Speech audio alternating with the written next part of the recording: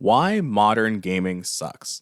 I play Modern Apex gaming Legends. sucks. Honestly, the graphics As a are good, but 45-year-old yes, life, making 90% of games modern games games are are I won't explain it. either I'm woke college why emo, modern and gaming my boss sucks. Apex Ugly boring characters, story, terrible thread. Now you have to do modern gaming sucks. They won't stop holding my hand. Even 10 live modern games sucks. You own nothing. Maybe don't You're not happy. Why aren't When games agendas are pushed fun and anymore? my philosophy is to even get insulting to Why modern video games games are getting technically speaking, why these these games games suck is now done with this brutal climb of games. Why The last modern 10 years or games so are exactly but still in it seems like modern AAA games had a have realization. realization. This could They're explain why too AAA safe. is Without taking taking technology technology faster budgets as and are incessant incessant on mounted type of game. Why have AAA games? Modern gaming sucks.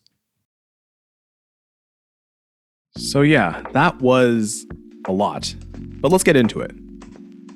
Hi everyone, my name is Hydramazing and I like video games.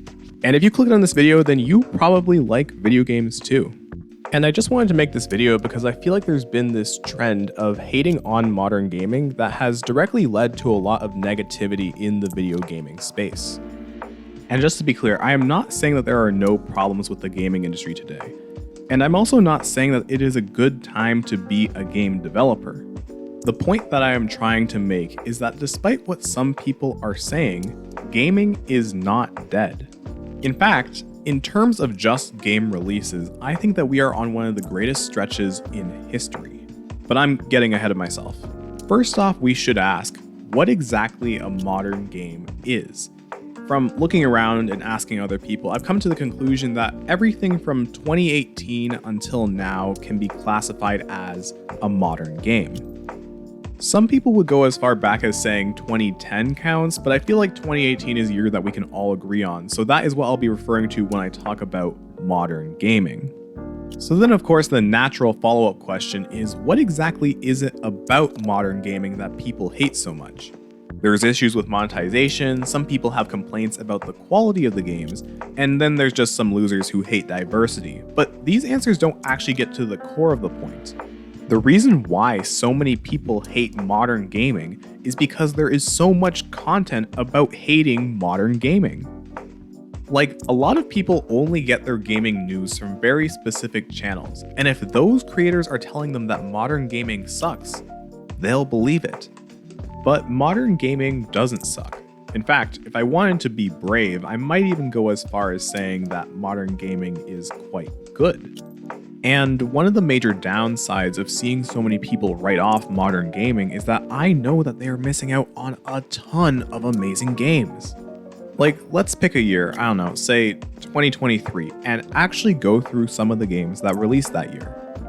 Right away, if you are a fan of survival horror games, I've got amazing news for you. There's Dead Space Remake, Resident Evil 4 Remake, and Alan Wake 2.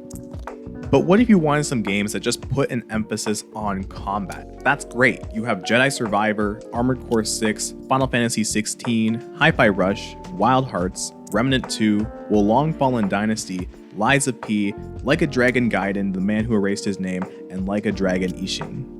If you were a Nintendo fan, this year was absolutely insane for you. Fire Emblem Engage, Super Mario RPG Remake, Pikmin 4, Xenoblade Chronicles 3, Mario Wonder, Metroid Prime Remastered, and Legend of Zelda Tears of the Kingdom, all released in the same year.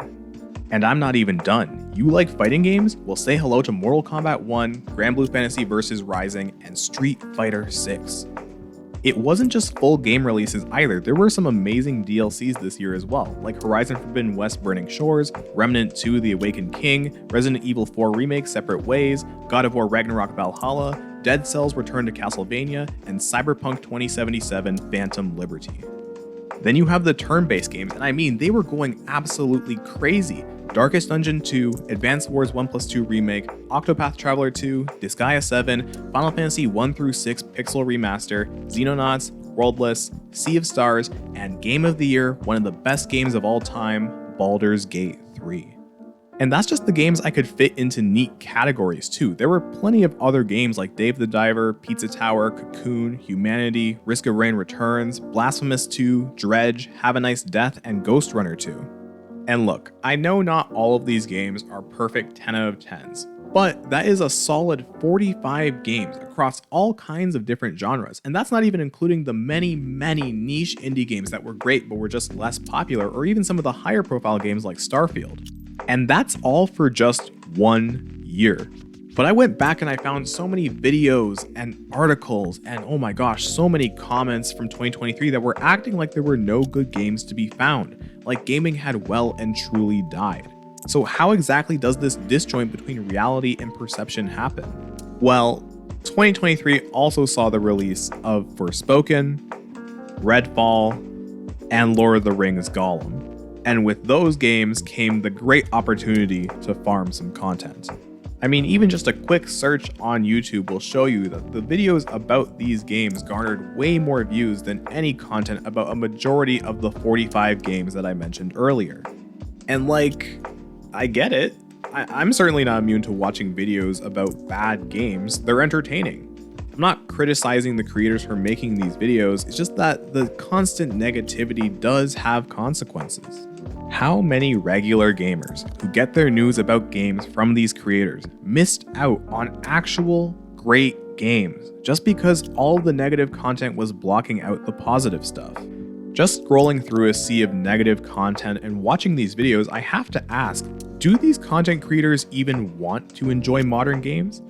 It's a crazy question, I know. After all, who doesn't want to enjoy their hobby? But for certain creators, there is a tangible, monetary incentive to always push the bad and hide the good from their audience. Because nostalgia is a powerful thing. Just as certain game companies will push remasters and remakes and sequels to recapture the magic that audiences felt as kids, there is also a nostalgic component to saying that everything was better when you were a child. But were things actually better back in the day, or were you just more focused on the good? Brand new games were still expensive, and despite what some people will claim, there were plenty of bad ones too. And some people will say that modern games rely too much on post-release patches to fix the game, and honestly, I would agree.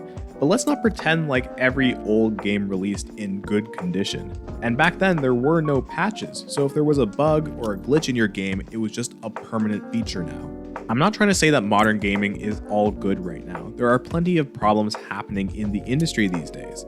But I also want people to know that it's not all bad either. But it will be if you want it to. If you ignore all the good games and focus on the bad ones, then that is what modern gaming becomes to you.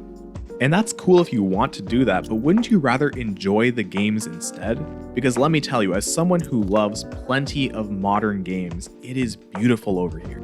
Earlier this year, I got Alan Wake 2 on sale because I had missed essentially the entire second half of the year in 2023 due to my Baldur's Gate 3 craze. And honestly, Alan Wake 2 is an amazing game. This is such an amazing survival horror game. It's cool, it's mind-bending, it's scary, it's got amazing acting and characters and writing. I'm so shocked I don't see more people talking about this game because for me it goes down as one of the all-time greats. This game expanded my mind and made me want to study writing.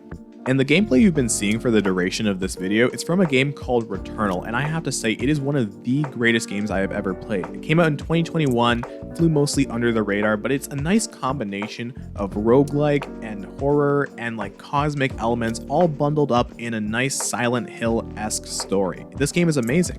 But it's games like these, in my mind, that define the best aspects of modern gaming. They aren't games that will show up on a top 10 bestseller list, they aren't games that will show up on the most popular influencers' feed, but they are good and they are fun, and that's what really matters.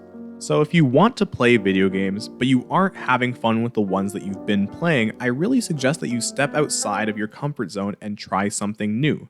Maybe go for a genre that you don't typically play, or give that small indie game that looks pretty interesting a chance. As for myself, I know by the time this video goes live, I will have been playing a metric ton of Hollow Knight Silksong. And it is actually when I look at a game like Hollow Knight Silksong, an indie game developed by 3 people that's become the most wishlisted game on Steam. It's games like those that remind me what is so special about the industry. That while there are things to be criticized, and I mean rightfully so, I'm not denying that, there are also things that should be celebrated as well. And I hope that going forward, we can strike a nice balance of both. Thank you for watching.